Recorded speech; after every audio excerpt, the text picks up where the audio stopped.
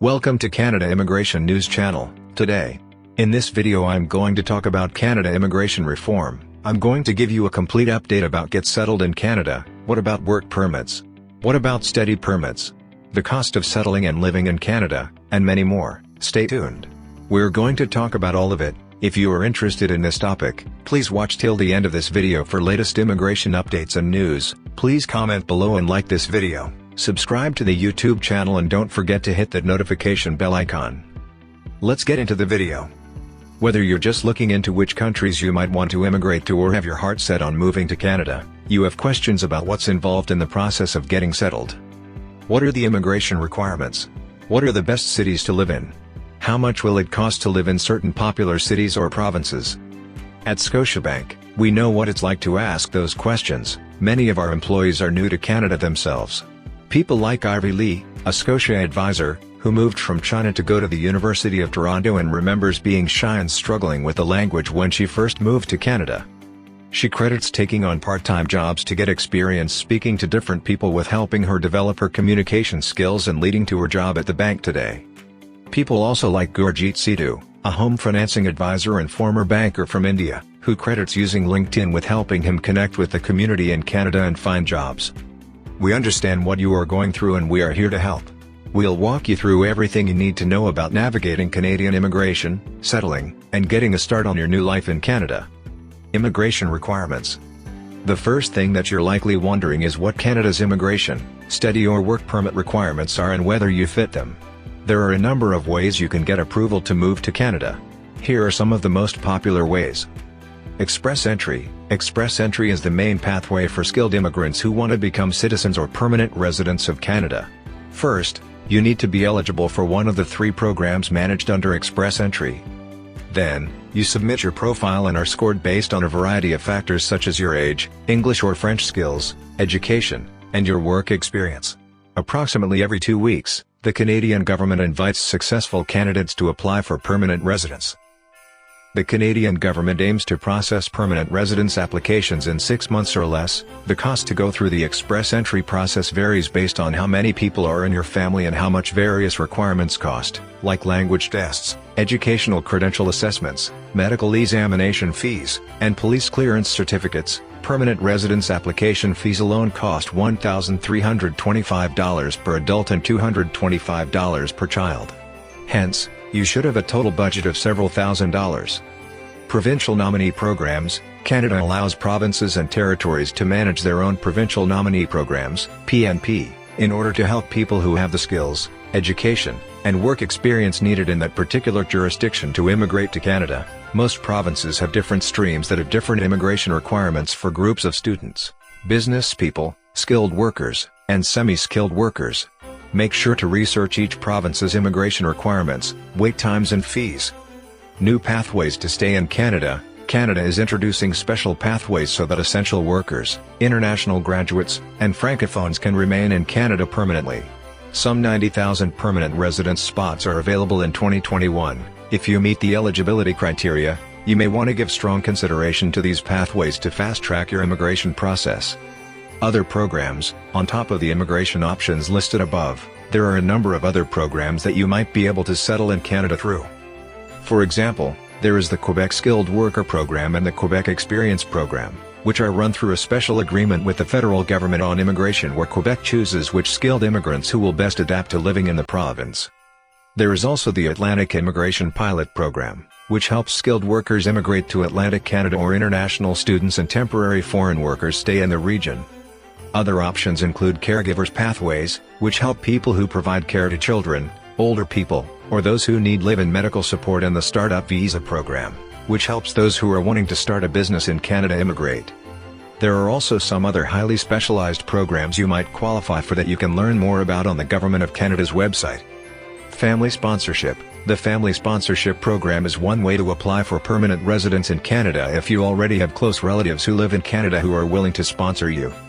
Anyone who is a Canadian citizen, a permanent resident, and at least 18 years old can sponsor a relative.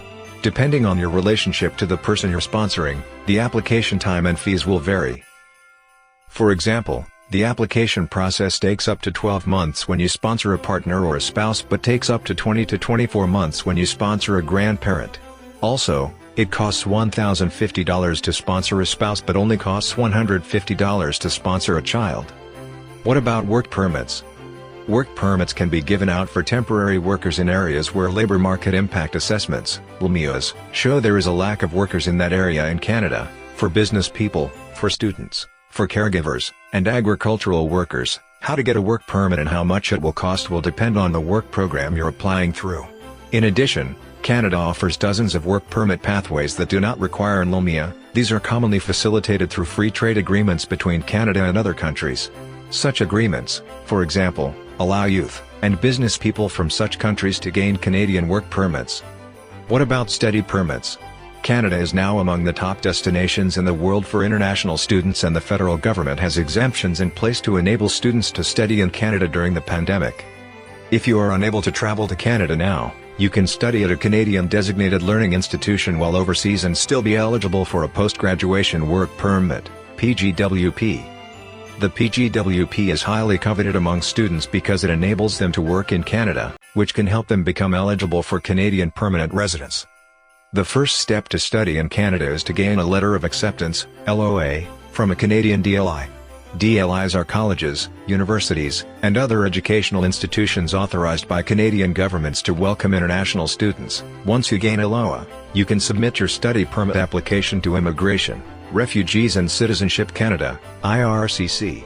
Generally speaking, you need to demonstrate to IRCC that you have a LOA, are proficient in English or French, and provide evidence you can financially support yourself and any family members joining you in Canada.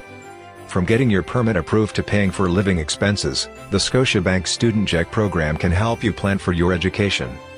We can help you meet the study permit requirements of IRCC faster by showing proof of funds, and provide you with access to money to help pay for living expenses while you're studying in Canada. We've helped more international students get their study permit than any other bank in Canada. Before you hit the books, the Scotiabank Start Right program for newcomers can also help you start banking in Canada with access to no monthly fee accounts due, unlimited debit and Interac e-transfer transactions, unlimited international money transfers 3 and more. It's all part of why Scotiabank is the bank for newcomers. The cost of settling and living in Canada. The cost of settling in Canada can be significant. Once you have been approved to immigrate to Canada, there are the added costs of travel and moving costs, making the expenses you'll incur to settle in Canada vary from the thousands of dollars to the tens of thousands of dollars. Once you arrive in Canada, living here will also be expensive. According to NUMO, a database that compares cost of living around the world, as of March 2021, the average monthly cost of living in Canada for a family of 4 without rent is around $3,674, whereas the average cost of living for a single person without rent is around $1,109 per month.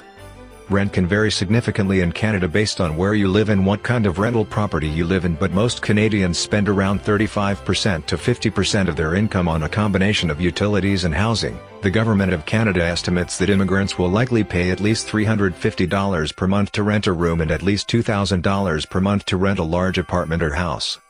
Things to consider while deciding the province or city to settle in. When it comes to where to settle in Canada, there are a number of factors to consider before making a choice. You'll want to consider things like the cost of living, average salaries in the area, weather, lifestyle, the cost of rent, the cost of real estate, and other factors. Here's an overview of cost of living across Canada. Atlantic Canada. Many people move to Atlantic Canada, which includes Nova Scotia, Newfoundland, and Labrador, New Brunswick, and Prince Edward Island to take advantage of its less expensive real estate and natural beauty. Average rents tend to be much lower than elsewhere in Canada, with rent for a 2-bedroom in Moncton, New Brunswick costing an average of just $1,165 per month, and rent in Charlottetown, Prince Edward Island costing just $1,401 per month. The average salaries of Atlantic Canada provinces are $55,508 in Newfoundland and Labrador, $45,912 in Prince Edward Island, $48,470 in Nova Scotia, and $49,511 in New Brunswick.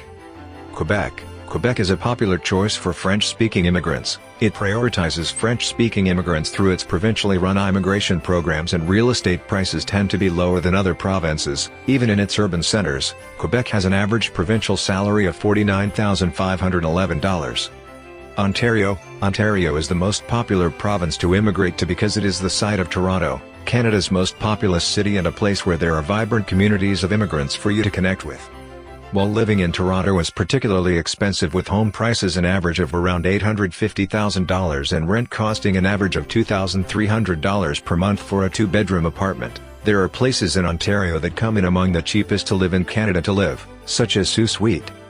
Marie, Ontario, where it costs just $1,000 for a two-bedroom apartment.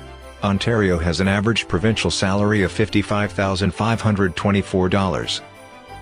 The prairies. Many immigrants decide to move to the prairies for the economic opportunity of Alberta, Saskatchewan, and Manitoba. Average rents are more expensive in major Alberta cities, with rent for a two-bedroom in Edmonton costing an average of $1,250 per month and rent in Calgary costing an average of $2,300 per month. Average rent for a two-bedroom in Winnipeg, Manitoba is $1,223 per month, and average rent for a two-bedroom in Regina, Saskatchewan is $1,222 per month. The average salaries of prairie provinces are $61,865 in Alberta, $49,661 in Manitoba, and $54,371 in Saskatchewan. British Columbia. British Columbia is another popular immigration destination, as it is the home of Vancouver, a beautiful city surrounded by water and mountain views whose lifestyle and moderate temperature allow you to ski and golf in the same day. Vancouver and its surrounding areas are particularly expensive, with home prices an average of $1.3 million and rent prices an average of $2,793 for a two-bedroom apartment. However, there are places in BC that come in much more affordable in terms of rent and real estate. British Columbia has an average provincial salary of $53,416. What to do once you move to Canada? Once you get settled in Canada, it's important to take care of all the essentials like finding a place to live, getting your health insurance, getting your social insurance number, connecting with your consulate and community organizations that help immigrants or connect you with other immigrants, obtaining your driver's license, and getting a Canadian bank account. At Scotiabank, we have a special Scotiabank Start Right program for newcomers to help you get your financial affairs in order so that you can start living your new life. As part of our support for newcomers, we make the process simple. It's hard enough to move to a new country and make all these life-changing and complex decisions. We help make the financial part of your new life easy. You might even end up working with a fellow immigrant to set up your new financial life, who will give you tips for how to get settled. Sidhu says the most important thing to getting settled in Canada is networking. Newcomers remain active on online networking platforms, and they should not hesitate to connect to people of their professional backgrounds, he says. Canadians are really helpful. They will join others over coffee if anyone needs their advice or help. Out of all the sites, LinkedIn and Facebook are the two major platforms which are really useful. Lee suggests similarly taking risks to make connections. Try to talk to different people, step out of your comfort zone, she says. Both are confident if you do that, you will find your place in Canada and build a great life here, just like they did. Hopefully the details and informations presented in this video is helpful. Canada Immigration News Channel will be releasing a new video when new information is available on any of these updates or requirements. If you have not subscribed, please like this video and subscribe to the channel. Don't forget to click on that notifications bell icon. See you sooner in next new immigration video.